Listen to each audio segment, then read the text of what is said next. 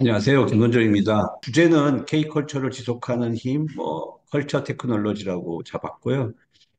먼저 이런 그 협회 모임에 불러주셔서 일단 감사드립니다. 조금 더 이제 데이터나 객관적인 내용으로 한번 K컬처의 어, 위치를 한번 다시 한번 볼 수 있는 부분을 한 챕터를 잡아봤고요.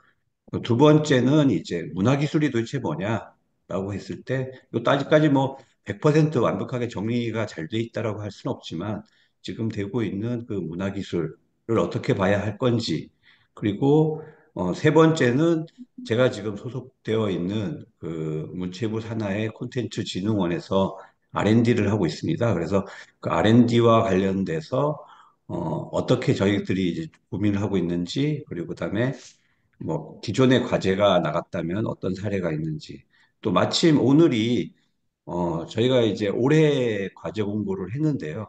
올해 과제 공고를 또 설명하는 날이기도 합니다. 오늘 오후 한 3시쯤에요. 예. 그래서 거기에 대한 내용도 간단하게 말씀을 드릴까 합니다. 그럼 첫 번째로 이제 K컬처에 대해서 말씀을 드릴 거고요. 뭐 우리 문화 하면 항상 이게 다 아시는지는 모르겠는데, 문화를 가장 그래도 열심히 진짜 말씀 주신 분들이 이제 분이 이제 김구 선생님인데, 이제 여기 백번 김구 기념관에 가면 오른쪽에 같은 이제 네 문구가 있습니다. 그래서 그분이 원했던 것은 항상 오직 한없이 가지고 싶었던 높은 문화의 힘이다, 이런 얘기들이 항상 저희한테도 개인적으로는 좀 와닿기도 하고요. 그런 관점에서도 콘텐츠 문화예술 제가 PD를 지원하게 된 계기도 됐습니다. 그래서 이런 부분들을 어떻게, 지금도 K컬처가 어느 정도 위상도 있고, 그리고 이 부분을 어떻게 지속 가능하게 하는 부분들이 기술의 영역 아닌가, 그런 생각도 좀 하면서 시작을 하고자 합니다. 콘텐츠 산업에 대해서 말씀을 잠깐 드리면요. 국내 콘텐츠 산업의 규모는 한 150조 정도 되는 규모입니다. 그리고 최근 10년간 한 5% 정도로 꾸준히 성장해온 산업이라고 보시면 될 것 같고요. 특히 수출이 계속 고성장을 하고 있습니다. 그래서 수출은 연평균 한 10% 정도 고성장을 했고, 23년 기준으로 해서 한 130억 달러 정도 규모가 됩니다. 근데 이 정도 규모가 도대체 뭐냐라고 보면, 2차 전지 우리나라 수출액이 한 100억 달러 정도 됩니다. 그래서 2차 전지 수출액을 넘어섰고, 그다음에 디스플레이 수출액이 있습니다. 디스플레이 수출액보다는 조금 떨어지는 정도의 규모의 위치를 하고 있다, 이렇게 보시면 될 것 같습니다. 그래서 어느 정도는 매출의 규모나 수출도 어느 정도는 볼륨을 가지고 있다. 그리고 최근에 경기가 되게 어렵다는 얘기를 되게 많이 하잖아요. 그래서 이제 오른쪽에 보면은 각 산업별로 수출 업황 평가가 있습니다. 그래서 이제 4분기 했었던 건데요. 그래서 산업별로는 되게 다 우울한 결과가 나오고 있습니다. 다만 이제 문화 콘텐츠 부문만 그래도 긍정적인 숫자가 나오고 있다. 그래서 어떻게 보면 올해부터가 이런 특히 서비스 산업, 특히 문화 콘텐츠 부분에서 조금 더 두각을 내세울 수 있는 부분들을 만들 수 있지 않을까, 뭐 이런. 아직 근데 그럼에도 불구하고 전반적으로는 경기가 어렵죠. 그래서 저희 문화 콘텐츠 부분에서도 분야별로는 당연히 어려운 부분이 있습니다. 각각의 성장률을 보면요. 어, 실제로 이제 그 데이터상으로 보면 가장 두드러지게 이제 성장하고 있는 분야들은 실제로는 케이팝을 중심으로 한 음악하고 웹툰을 중심으로 하는 만화 영역입니다. 그래서 이 두 가지 영역들이 가장 좀 두드러지게 좀 보이고 있고, 특히 뭐 잘 아시겠지만 이제 네이버 웹툰은 나스닥에 상장도 되어 있지 않습니까? 그래서 네이버 웹툰의 케이스를 한번 보면 이미 100개국 이상에서 이제 출시를 하고 있고요. 그다음에 매월 한 1.8억 MAU 정도가 나오고 있고, 이 MAU 중에 80%가 해외 사용자로 나오고 있습니다. 이 정도로 어떻게 보면 수출 쪽에서도 상당 부분 분야별로도 봤을 때도 두각을 나타내는 부분들이 있다, 이렇게 보시면 될 것 같습니다. 뭐 이게 이제 구글 트렌드로 본 숫자인데요. 작년 초까지만 봤다라고 보시면 될 것 같고, 이 구글 트렌드 숫자를 보면 뭐 옛날부터 계속 그 K컬처가 좋았다고 얘기할 수도 있지만, 실제로는 지수상으로는 급격하게 증가하고 있는 거는 이제 코로나가 거의 끝나고 가고 있는 시점인 이제 23년도부터 급격히 증가하고 있다. 이렇게 보시면 될 것 같아요. 그래서 K 컬처 얘기하면 이제 뭐 보통 K-팝, 뭐 K-드라마 뭐 이런 얘기할 수 있는데 그런 부분들이 이제 파생적으로 K-푸드나 K-뷰티 이런 쪽으로 계속 전이가 되고 있는 부분들, 부가가치가 좀 생기고 있다라고 보시면 될 것 같고 오른쪽에 보시면은 뭐 해외 한류 실태 조사가 있었는데요. 얼마나 우리나라를 좋아하냐라고 봤을 때 좋아하는 부분도 있지만 마음에 안 드는 부분도 있지 않습니까? 근데 실제로 상당히 우리나라에 대해서 호감도가 높은 나라들이 굉장히 많이 증가하고 있다. 예, 뭐 대표적으로는 이제 동남아를 중심으로 해서 중남미, 아프리카 이런 쪽에서 상당히 높은 국가들이 등장을 하고 있어서 이 부분들은 좀 긍정적이지 않나 이런 생각들을 좀 합니다. 특히 이제 요 왼쪽에 보면 좀 재밌는 지표인데요. 미국과 한국 콘텐츠의 이용 시간 점유율 비교라는 게 있습니다. 이게 무슨 얘기냐면은 예를 들면 이제 뭐 TV를 본다든가 뭐 OTT를 본다든가 이렇게 할 때 어느 나라 걸 보냐. 그러면 그동안 특히 우리나라도 마찬가지였지만 대부분 할리우드 이제 OTT를 많이 봤었는데 맨 왼쪽에 보면 호주를 보시면은 호주는 거의 미국 거를 다 본다라고 보시면 돼요. 한국 거는 거의 안 보는데. 그리고 한국을 보면 한국은 당연히 우리나라 걸 많이 보겠죠. 미국 거 좀 적게 보고. 근데 어, 중간에 있는 국가들, 인도네시아, 뭐 말레이시아, 필리핀, 싱가포르, 타이완, 태국, 베트남 이런 데서 보면 거의 할리우드하고 비교 우위에 있거나 거의 동등한 수준으로 우리나라가 위치하고 있다. 이런 부분들은 되게 의미 있는 결과물 아닌가라는 생각도 하고 있고요. 또 오른쪽에 보시면은 이제 전 세계 세종학당 현황인데요. 한글을 배우고 싶어 하는 사람들인 거죠. 그래서 세종학당이 최근 10년간, 07년도에 우리나라가 세종학당이 3개국에 13개 정도 있었습니다. 근데 작년 6월 기준으로 88개국에 256개소가 있습니다. 그러니까 계속 증가하고 있는 거죠. 이거는 우리가 만들고 싶어서 만드는 게 아니고 만들어 달라고 해서 만드는 거죠. 그리고 지금 현재 한글을 배우고 싶어 하는 세종학당의 대기자 숫자가 작년 하반기 기준으로 15,000명 정도 있습니다. 그러니까 그래서 실제로 세종학당을 더 개설하기도 어려운 상황까지 왔거든요. 그래서 지금 세종학당에서 가장 핫한 이슈는 이 부분을 도저히 오프라인으로 해결을 못하니까 아이세종학당을 만들어야겠다. 이런 고민들을 지금 같이 하고 있고 그런 것들을 또 저희 기술개발도 같이 협력에 대한 고민들도 같이 하고 있는 형국입니다. 그러니까 근데 이 사람들이 그러면 또 왜 한글을 배우냐라고 하면 뭐 다 아시는 내용이지만 한국에 취업하고자 하는 분도 있고요. 그다음에 한국의 학교에 오고자 하는 분도 있지만 실제로 대부분의 사람들은 그 두 가지보다는 그냥 K 컬처가 좋아서 한글을 배우고 싶어 하는 사람들이 훨씬 많다는 거죠. 그래서 그런 부분들에 대한 고민도 같이 해야 되지 않을까라는 것들이 이제 데이터에 나오고 있습니다. 최근에 이제 웹툰을 원작으로 해가지고 드라마로 나오는 케이스들이 굉장히 많이 있는데요. 왼쪽에 보면 보통 이 과거의 드라마는 웹툰 원작이 아니었습니다. 근데 이 숫자를 보면은 웹툰을 원작으로 하지 않은 드라마와 웹툰 원작 드라마의 시청률의 차이가 있다는 거죠. 그게 무슨 얘기냐면은 검증된 컨텐츠를 이용해서 드라마를 만들었을 때 더 성공 확률이 높다라는 결론들이 나오다 보니까 최근 들어서는 과거의 드라마 작가 또는 영화 시나리오 작가 이런 사람들이 만들었던 것들을 한다기보다는 검증된 컨텐츠 웹툰을 중심으로 해가지고 제작하는 일이 더 많아지고 그것들이 또 더 성공 확률을 높이고 있다라는 데이터들이 나오고 있고요. 뭐 작년에 떴던 그 정년이 많이 보신 분도 있으실 건데 이 정년이가 실제로 웹툰을 원작으로 해가지고 이제 나온 드라마인 거죠. 근데 이게 어떤 결과를 만들어내냐면은 이 드라마 제작 방송 웹툰이 뜨니까 드라마를 만들어내고요.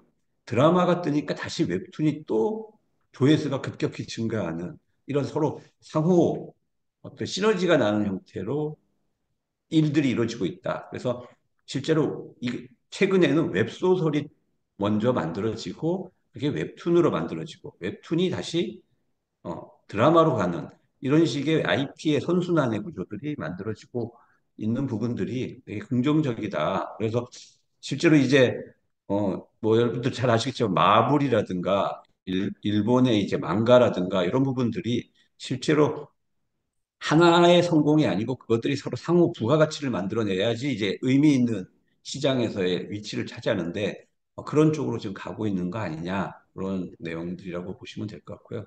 대표적으로 최근에 이제 나 혼자만 레벨업, 혹시 이 게임을 해보신 분이 여기 계실지는 잘 모르겠는데, 요게 이제 원래는 웹툰을 만들었습니다. 근데 웹툰이 만들어지고, 애니메이션이 만들어지고요. 이 애니메이션은 지금, 넷플릭스에서 연재 중에 있습니다. 그리고 게임이 만들어졌어요. 그리고 또 여기에 또 부가 상품이 또 만들어지고 있습니다. 그래서 과거에 웹툰에서 웹드라마, 드라마로 가는 코스만 있었는데, 이 케이스가 처음으로 게임까지 성공하는 형태로 해서 멀티 IP가 어떻게 보면 성공하는 케이스를 만들었다. 그래서 이런 것들이 얼마나 자주 나오냐가 이제 저희 어떻게 보면 K컬처의 향후에 새로운 형태의 또 다른 성장의 하나의 방향 아닐까 그런 생각을 하고 있습니다. 그래서 대표적으로 보시면은 어, 게임 같은 경우는 글로벌 141개국에서 다운로드 1위를 한 적이 있고요. 그다음에 지금 현재 이용자가 작년 10월 기준으로 5천만 명을 돌파했습니다. 그리고 애니메이션은 시즌 1이 전 세계 탑3에 넷플릭스에서 탑3를 들기도 했고요. 웹툰 자체가 잡채로만 봐도 133억 뷰, 그러니까 굉장하죠. 그러니까 그럴 정도로 의미 있는 결과를 만들어내고 뭐 요것만 있는 건 아닙니다. 요새 어린이 컨텐츠로 또 나오는 것도 있고요. 네, 그래서 어떻게 보면 이런 식의 것들이 얼마나 자주 나오냐, 그리고 이것들이 상호 부가가치를 얼마나 만들어내냐, 이런 것들이 앞으로 K컬처에서의 어떻게 보면 파워를 이렇게 보여주는 하나의 모습 아닐까 이런 생각들을 하고 있습니다. 또 하나의 K컬처의 모습들을 보면 뭐 대표적으로 이제 과거에 비틀스가 엄청난 파워가 있고 그걸 뭐 BTS를 얘기를 하기도 하죠. 근데 비틀스가 왜 의미가 있냐라고 했을 때 비틀스는 영국 기업인 그룹인데요. 미국에 공연을 갔을 때 어떤 일이 있었냐면은 어, 그 비틀스 이전과 이후의 가장 큰 차이는 비틀스 이전에는 공연할 때 흑인과 백인이 다른 좌석에 앉았습니다. 근데 비틀스 이후에 처음으로 흑백이 같은 자리에 앉았어요. 그러니까 어떻게 보면 문화가 줄 수 있는 통합의 힘이라는 것들을 한번 생각해 볼 수 있는데 그 비슷한 일이 어떻게 일어났냐면 사우디아라비아에서 블랙핑크가 공연할 때 사우디아라비아의 공연 이전에는 남자와 여자가 다르게 앉아 있었는데 처음으로 남녀 혼성 관람이 일어난 거죠. 그래서 어떻게 보면 이것들은 어떤 정치 체제나 어떤 권력의 관계에 의해 가지고 일어날 외교로 해결될 수 있는 문제가 아니고 문화가 해결할 수 있는 부분이 아니냐. 그래서 문화가 갖고 있는 어떤 아, 묘한 힘들이 있다. 그리고 우리가 뭐 최근에 이제 노벨상을 받은 한강 같은 케이스도 굉장히 우리의 어떤 특정 사건을 갖고 공감하는 형태의 어떤 힘도 분명히 존재하지 않느냐. 이런 것들을 한번 K컬처의 관점에서 한번 좀 더 바라보면 좋겠다 해서 이런 장표들을 만들어 봤고요. 또 하나의 K컬처, 이제 문화가 주는 힘들 중에 하나는 참여인 것 같습니다. 그래서 뭐 왼쪽에 보시면은 이제 뭐 이제는 어 시니어라고 해가지고 이제 더 이상 나이가 들어가지고 이제 그냥 사회에서 더 이상 없는 사람 이렇게 쳐지는 것이 아니고 최근에는 유튜브에 적극적으로 참여하고 있죠. 특히 정치적으로 많이 참여하고 있는데요. 그거 외에도 어떻게 보면 콘텐츠의 크리에이터로서 참여할 수 있는 부분도 분명히 존재한다라고 보시면 될 것 같고요. 특히 뭐 최근에 그 보시면은 이게 뭐 잘 아시는지 기억나시는지 모르지만 응사라는 예, 드라마에서 나왔던 거죠. 그래서 뭐 H.O.T와 잭스키즈의 경우에 서로 이제 응원단으로서 자기들의 그 색깔을 표현했던 부분들이 있는데 그런 부분들을 어떻게 보면 기술로 표현했던 것은 어, 맨 오른쪽에 이제 응원봉이 아니었나 이런 생각을 좀 들긴 합니다. 혹시 이거 누구 응원봉인지 아시는지 모르겠는데요. 예, 아이유입니다. 근데 최근에 이제 이 응원봉이 또 다른 참여의 형태로도 등장을 하고 있는데요. 어떻게 보면 문화가 줄 수 있는 또 하나의 모습이 어, 앞에서 얘기했던 통합이나 공감 그리고 또 참여의 효과도 있지 않을까 해서 K컬처에 대해서 내용으로 한번 다뤄봤습니다. 뭐 요거에 대해서 제가 자세히 설명드릴 건 아닌 것 같고요. 근데 이제 시대적으로 분류를 하기 시작하면은 한 네 번의 분류를 최근에 하고 있더라고요.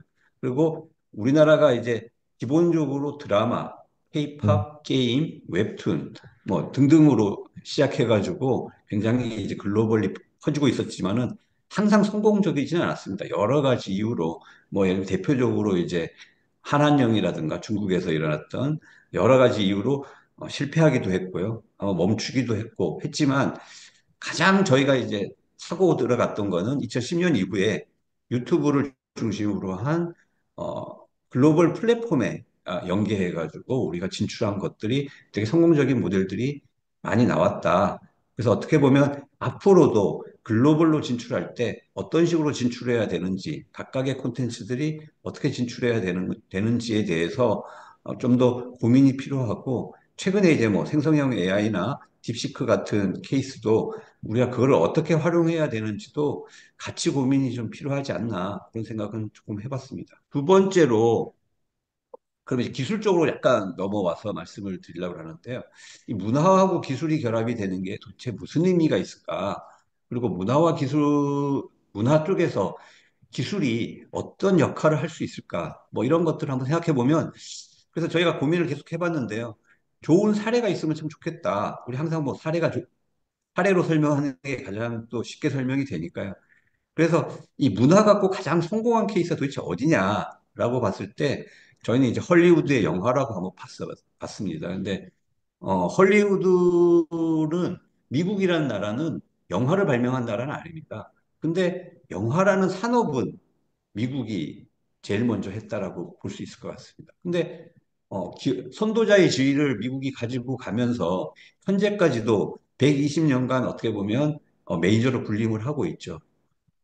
매출도 그러니까 100만 명 이상의 뭐 고용, 뭐 매출, 뭐 이런 등등의 다양한 숫자들이 나오지만 그리고 헐리우드의 성공 모델은 여러 가지도 있습니다. 뭐 미국이라는 거대한 땅, 뭐 그다음 환경적인 부분, 뭐 비즈니스 모델 등등이 있지만 저희가 아무래도 문화기술을 보는 쪽이기 때문에 기술 중심으로 한번 봤어요. 그래서 이 사람들은 처음부터 기술에 좀 더 관심이 많았다. 그래서 뭐 오른쪽에 보시면은 연도별로 제가 한번 표시를 해봤지만은 어떤 35mm 필름, 그다음에 음향 기술, 그다음에 뭐 컬러 기술, 뭐 예를 들면 황야의 7일이라는 저기 영화가 있는데요. 그게 이제 서부극인데 그 당시에 서부국 자체가 뭐 서부국 하면 생각하면 아시겠지만 뭐 인디안들이 활을 쏘고 거기에 총 쏘고 뭐 하는 이제 그런 스펙타클한 부분들을 어떻게 표현할까 고민을 하다가 만든 게 현재의 영화관의 와이드 스크린입니다. 그 전까지는 거의 경사각형에 가까웠는데 1950년대 이후에 이 와이드 스크린이 정착을 하게 된 거죠. 그래서 전 세계 영화관 크기가 다 이렇게 바뀌었다. 지금은 TV도 그렇게 바뀌었죠. 어떻게 보면. 어, 그래서 이때부터 이 사람들이 기술과 그다음에 거기에 적합한 나름의 표준을 만들려고 했고요. 그래서 뭐 CG라는 거, 그다음에 디지털 촬영, 그다음에 3D 디지털, 3D, 그다음에 뭐 IMAX 뭐 이런 식들의 새로운 기술들이 계속 등장을 하게 됐고 그 뒤에 어떻게 보면 루카스 필름 같은 어떤 기술 회사들이 등장을 하게 됐다 이렇게 보시면 될 것 같습니다. 그래서 이런 부분들을 봤을 때 우리가 선도자의 위치에 있는 것도 있고요. 그다음에 이제 후발주자로서 쫓아가야 되는 부분들이 있는데 거기에 어떤 기술들을 우리가 계속 가져가고 로드맵을 가져갈 거냐에 대한 고민들은 계속 있어야 되지 않을까. 그래서 K컬처가 지금 괜찮은데 이 괜찮은 걸 지속 가능하게 하기 위해서는 거기에 적합한 기술 개발이 필요하다. 그런 생각들을 좀 하고 있습니다. 예.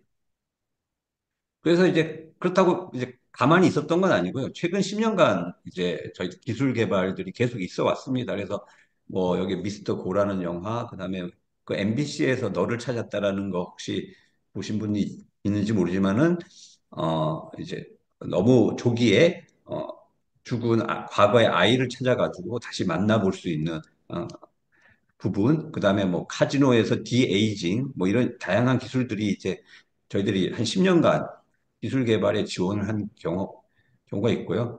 그걸 뭐 이렇게 몇 가지만 예시를 들어보려면 최근에 그 생성형 AI 갖고 가장 많이 얘기 나오는 것들이 이제 영상 생성 AI 부분이 있습니다. 그래서 원모어 펌킨이라고 해가지고 23년도에 이제 국제 영화제 있고 작년에 이제 요 부분들이 굉장히 많이 언급이 됐었습니다. 그리고 그다음에 어 현재 요새 영화에서 많이 하는 건데요. 지금 50대면 20대를 회상했을 때 20대 얼굴을 어떻게 만들어낼 거냐 하는 디에이징 기술이라든가 그다음에 또 가상의 스튜디오를 이용해 가지고 거기를 직접 간 것처럼 촬영, 그러니까 직접 현장에 가서 촬영할 수도 있겠지만은 어, 실제로 그 현장에 가서 촬영하는 비용들이 많이 들다 보니까 이제 버추얼 스튜디오를 만들어 가지고 하는 부분들, 이런 부분들도 이제 요새는 굉장히 많이 쓰고 있고요. 그 다음에 이제 얼굴 합성. 그래서 뭐 예를 들면 얼굴이나 손가락 같은 거죠. 뭐 피아노 잘 치는 사람들의 손가락을 내 손가락으로 만든다든가 발레를 할 때, 내가 이제 나이가 들어서 발레를 못하긴 하지만은 실제로 발레를 잘하는 것처럼 얼굴만 바꿔 띄우는 형태. 그다음에 어, 내가 영어를 잘 못하는데 영어 자체를 잘하는 형태로 해가지고 영어 더빙을 한다든가. 예, 아니면 뭐 딥페이크 같은 경우도 안 좋게도 있지만은 실제로 영상에서 저희가 딥페이크를 활용하는 경우도 굉장히 많이 생기고 있습니다. 그리고 음악에서 일어나는 것들도 뭐 최근에 하는 거 보면 플레이브라고 혹시 아시는지 모르겠는데 버추얼 아이돌. 그래서 뒤에는 현실의 사람이 있고 그 현실의 사람들이 춤추는 거를 그대로 모사해가지고 버추얼하게 만드는 형태의 버추얼 아이돌이 최근에 상당 부분 뜨고 있고요.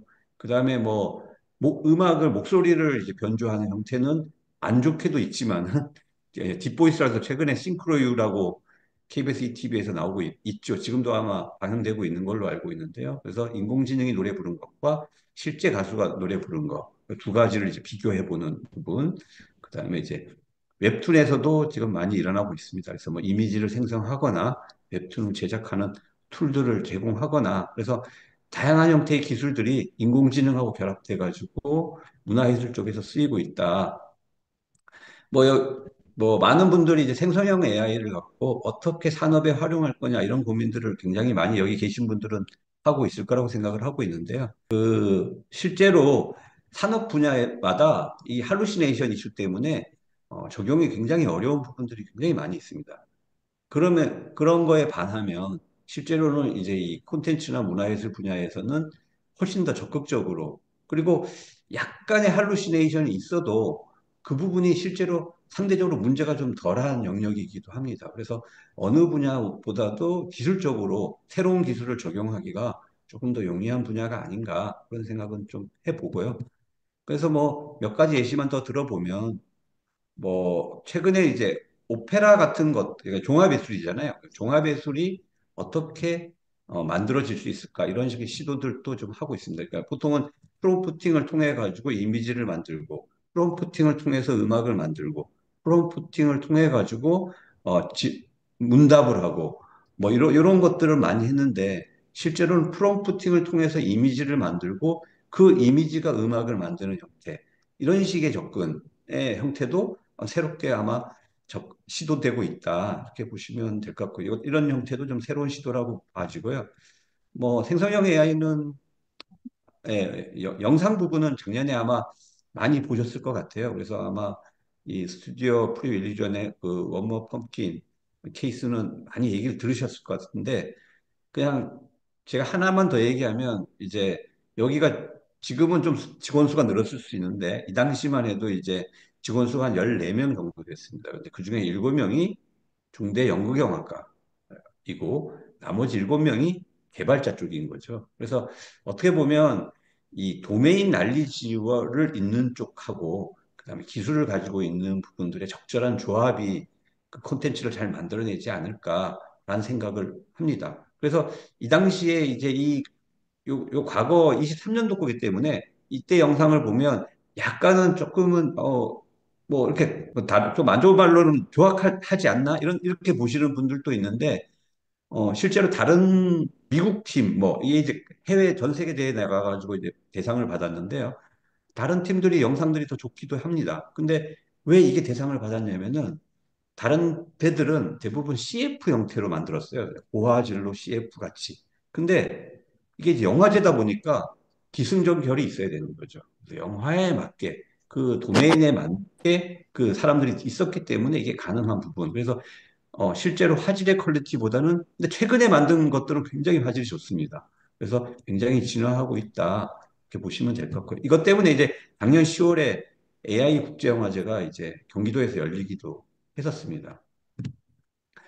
음악 부분도 보면 처음에 이제 구글이 맨 처음에 23년 1월에 이제 구글 뮤직 LLM이라고 해가지고 이제 음악 학습을 많이 하는 것들이 나왔고, 메타가 나오고, 그다음에 스테빌리티 AI 뭐 등등해서 음악과 관련된 게 나왔는데, 최근에는 거의 수노로 통일되는 형태로 많이 나오는 것 같아요. 그래서 수노가 이제 실제로 보컬 자체를 되게 정확하게 생성을 하기 때문에, 어차피 AI, 생성형 AI도 기법이 여러 가지라는 건 잘 아실 것 같아요. 그래서 아주 가능하면 정확한 답변을 가는 쪽이 있고, 정확한 답변보다는 많은 케이스들을 줘서 그 케이스 중에서 고르게 하는 방법도 두 가지가 동시에 있는데, 각각 이제 지향하는 바가 다른 거죠. 어플리케이션 단에서는. 그래서 수노 같은 경우는 어떻게 보면 내가 원하는 걸 정확하게 주기보다는 비슷한 걸 여러 개 줘서 그 중에서 잘 초이스하게 하는 부분인데, 이 부분들을 갖고 되게 작곡들을 많이 하시는 분들이 생기고 있는 것 같습니다. 예. 뭐 웹툰은 앞에서 잠깐 말씀드렸지만 뭐 이연세의 저게 만화들을 학습시킨다는 작업들이 있었고요. 그다음에 이제 네이버 웹툰에서도 이제 채색 부분들을 어떻게 할 거냐. 그리고 웹툰 자체를 만들어내는 AI도 한번 하는 접근도 지금 시도되고 있습니다. 예. 마지막 챕터로 이제 저희가 지금 하고 있는 일, 그다음에 뭐 사례, 뭐 이런 것들을 간단하게 설명드리고, 네, 질의응답을 받도록 하겠습니다. 네. 그 CTR&D의 경우에는 이제 콘텐츠 진흥원 내에 이제 문화체육관광기술진흥센터라고 부설 기관이 있습니다. 그래서 문체부의 R&D 전담 기관이라고 보면 될 것 같고요. 25년의 경우에는 이제 한 960억 규모고, 이 중에 이제 콘텐츠 문화예술 분야의 이제 R&D는 한 750억 규모라고 보시면 될 것 같습니다. 그래서 전체적 규모는 이 정도고, 통상적으로 한 1,000억 내외로 왔다 갔다 했다. 이렇게 보시면 될 것 같고요. 이게 이제 앞에서 잠깐 제가 말씀드렸는데, 그러니까 이제 이 IP, 그러니까 이제 콘텐츠에 어떻게 보면 그 자체적인 저작에 대한 원천 소스를 갖고 있는 걸 중심으로 해가지고 어떻게 하면 가치 사슬이 계속 확장되고 이것들이 콘텐츠 내에서도 선순환이 되면서 타산업의 파생 효과를 만들어낼 건가. 그래서 실제로 음악을 만들어내면 음악 콘텐츠가 있고, 그것이 쇼츠라든가 영상, 예, 유튜브나 뭐 다양한 형태로 영상들이 만들어지겠고요. 그것들이 실제로 또 공연이라는 걸로 해서 또 다른 부가가치가 일어나고 있고, 그 공연 뒤에 굿즈라고 하는 상품들이 나오는 것처럼 이 부분들을 계속 어떻게 부가가치를 올리는 쪽으로 만들어낼 거냐 하는 기술 개발들이 계속 저희들이 좀 고민하는 사항이다. 이렇게 보시면 될 것 같고요. 몇 가지 예를 이제 먼저 이제 업계는, 다른 업계는 어떤지 모르겠는데 실제로는 생성형 AI를 실제로 활용하고 있는 케이스는 실제로 한 10% 정도 되는 것 같습니다. 저희 업계에서는. 그리고 그 다음에 계속 할 거냐? 한번 써보니까 괜찮냐? 했더니 98.8%가 계속 쓰겠다. 그리고 이 콘텐츠 쪽 업계는 실제로는 사람 중심으로 일을 하는 게 되게 많기 때문에 일단 1차적인 접근에 대해서 활용하겠다는 거는 좀 더 효율성, 생산성 향상, 비용 절감, 업무 감소 이런 쪽에 훨씬 더 현재는 조금 더 집중돼 있다. 그래서 새로운 아이디어나 뭐 인사이트를 향상하는 거는 조금 더 후순위에 있는데, 이 부분도 앞으로는 계속 고민해야 될 부분 아닌가 이런 생각은 들긴 합니다. 예. 몇 가지 기술들을 저희들이 했던 것은 기존에 보면 뭐 24년도 했던 과제들인데요. 그러니까 생성형 AI를 이용해 가지고 출판 콘텐츠를 분석하고 이를 공유하는 부분. 그 다음에 시니어들이 콘텐츠의 제작 적극성을 어떻게 향상할 거냐. 그래서 콘텐츠를 새롭게 생성하면서 일반 기존의 크리에이터가 아닌 사람들이 크리에이터에게 접근할, 좀 더 쉽게 창작에 접근할 수 있게 하는 기술 개발을 제시한 적이 있고요. 또 하나는 좀 더 몰입형 또는 실감형 기술을 좀 이용한다라는 부분들이 많이 있습니다. 그래서 뭐 볼류메트릭 스튜디오라든가 버추얼 프로덕션 등을 이용해 가지고 콘텐츠를 제작하는 부분. 그 다음에 공연 콘텐츠들을 조금 더 고품질로 해서 가상이나 또는 원격에서도 조금 더 실감형으로 볼 수 있게 하는 형태의 기술들 이런 부분들이 개발을 진행하고 있고요. 또 또 다른 분야 중에 하나는 베리어 풀이라고 해가지고 문화예술의 접근성이라는 측면에서 향상을 하는 부분이 있습니다. 그래서 장애인이라든가 이런 부분들이 실제로 어떻게 문화예술을 훨씬 더 접근하게 할 거냐, 아니면 어, 춤을 어떻게 시각장애인들이 배우게 할 거냐, 뭐 예를 들면 이런 R&D라든가 또는 그 디지털 치료제와 관련돼서 정신건강이라든가 마음치료와 관련된 부분에 대한 과제들도 간간히 나오고 있다. 이렇게 보시면 될 것 같아요. 이번에 나온 그 공고된 과제인데요. 그래서 공고된 과제 같은 경우는 총 현재까지는 이제 한 6개 정도 공고됐고, 이제 오늘 이제 설명회에서 아마 말씀을 드리려고 합니다. 그래서 실제로 문화 콘텐츠의 창작, 그 다음에 제작, 그 다음에 서비스, 이런 측면에서의 과제들이 나오고 있고, 또한 측면에서는 공연예술에서 안전의 이슈들이 계속 있기 때문에 이제 인공지능 기술을 이용해가지고 안전에 대한 부분들을 어떻게 볼 거냐, 이런 부분도 하나의 과제로 만들고 있습니다. 예, 그래서 현재 지금 계속 접수를 하고 있고요. 2월 27일까지 접수를 마감하는 부분이 있어서 관심 있는 부분들은 본 과제에 좀 지원을 해주시면 좋을 것 같습니다. 콘텐츠진흥원에는 저 같은 기술 PD가 3사람이 있습니다. 그래서 저처럼 콘텐츠 문화예술 쪽이 있고요. 그다음에 이제 관광 스포츠가 있고 저작권이 있습니다. 그래서 저작권 PD가 별도로 있고 요에 대한 부분들에 대한 고민들도 같이 별도의 기술 개발과 문제들을 찾아내는 신기술들을 활용해 가지고 해결하는 그런 고민들도 같이 하고 있다라는 말씀으로 마무리 드리고자 합니다. K컬처가 항상 이렇게 안 좋게 보시는 분이 생각보다 많으세요. 그래서 제가 이렇게 만나보면, 왜냐하면 우리나라는 제조 중심의 국가이기 때문에 이 부분을 되게 어떻게 보면, 지금 잠깐 떴을 뿐이지, 홍콩처럼 또는 일본의 J-팝처럼 금방 질 거다. 이렇게 얘기하시는 분들이 많거든요. 근데 그렇게 기대하는 사람이 많으면 또 그렇게 될 확률이 높습니다. 그렇지만 이제 앞으로 우리가 가야 할 길은 기왕이면 만들어 놓으면 한 100년 울고 먹어야 되는 것들을 우리가 해야지 매해 10년마다 아니면 2, 3년마다 이렇게 경기가 조금만 안 좋아지면 산업이 변하고 그런 것들을 우리가 계속 가져가야 되냐.